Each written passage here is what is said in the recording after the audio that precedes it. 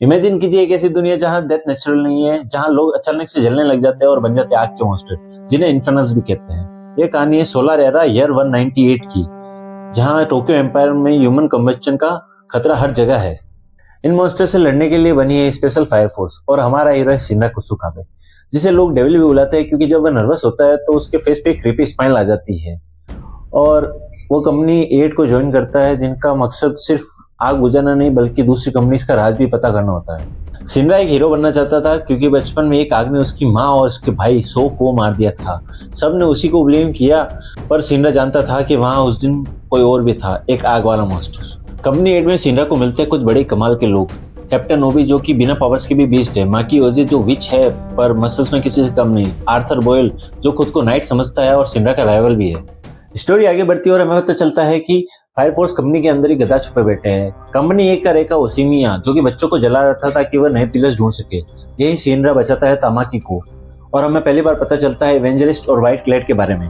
असली ट्विस्ट तब आता है जब कंपनी नीदरलैंड जाती है और जहां शिनरा का सामना होता है व्हाइट क्लैड के कमांडर से, जो कि और कोई नहीं उसका छोटा भाई सो कुसुकाबे होता है। सो कुसुकाबे जिंदा है और एवेंजलिस्ट के लिए काम कर रहा है। सो के पास ग्रेस की पावर है जिससे वह टाइम को रोक सकता है। शिनरा अपने भाई को बचाने के लिए अपनी सारी लिमिट्स तोड़ देता है। वह अडोला लिंक के थ्रू लाइट की स्पीड हासिल कर लेता है। एक इमोशनल फाइट के बाद शिनरा सो को लाने में फेल हो जाता है, लेकिन उसे पता चलता है कि उसकी माँ अभी भी जिंदा हो सकती है, एक डीमन इन्फर्नल के रूप में। सीजन 2 में रेस स्टार्ट होती है 8 पिलर्स को ढूंढने की। पिलर्स वो लोग हैं जिनके पास अडोला बस्ट है।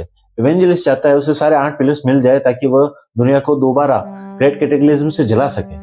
सच जानने के लिए कंपनी चाइनीज पेनिनसुला जाती है। वहां उन्हें पता चलता है कि जो अमरतारा टोक्यो को पावर दे रहा है वो एक लड़की को फ्यूल की तरह यूज करके चल रहा है। यह सुन के शिनरा का होली सोल टेम्पल से भरोसा उड़ जाता है। कहानी के बीच में कैप्टन बेनिमारू का हमें बैडेस एक्शन देखने को मिलता है, जो कि one of the strongest fire soldier है।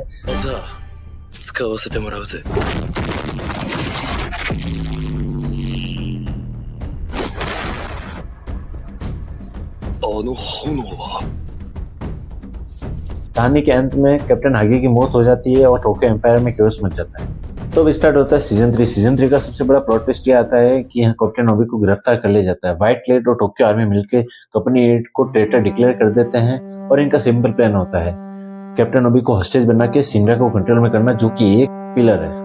अब कंपनी 8 ऑफिशियली क्रिमिनल बन चुकी है, फिर भी वह चुप नहीं बैठते हैं। वह प्लान बनाते हैं फ्यूची प्रिजन पर हमला करने का, जहाँ पे कैप्टन ओबी को रखा गया है, और इस काम में उनका साथ देते हैं 2 बड़े खतरनाक लोग, जोकर और बेनिमारू। प्रिजन में फुल ऑन वॉर स्टार्ट हो जाती है। कंपनी 8 के मेंबर्स हमें अलग अलग एनिमीज से लड़ते दिखते हैं और यहाँ आर्थर का सामना पहली बार ड्रैगन से होता है, जो कि व्हाइट क्लैड मेंबर्स का सबसे स्ट्रॉन्गेस्ट फाइटर है।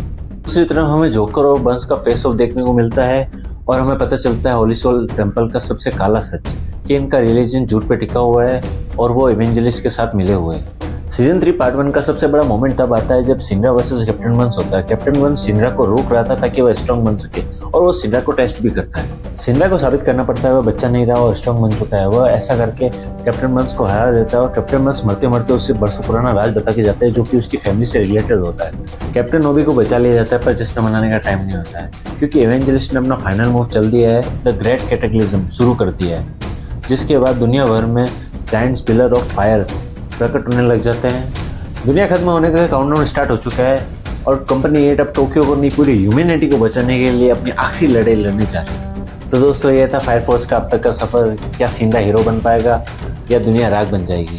और कैसा लगा आपको ये वीडियो कमेंट करके बताना मुझे। मैं हूँ दिव्यांशु और आप देख रहे हैं एनीमोर। तब तक के लिए टाटा बाय बाय।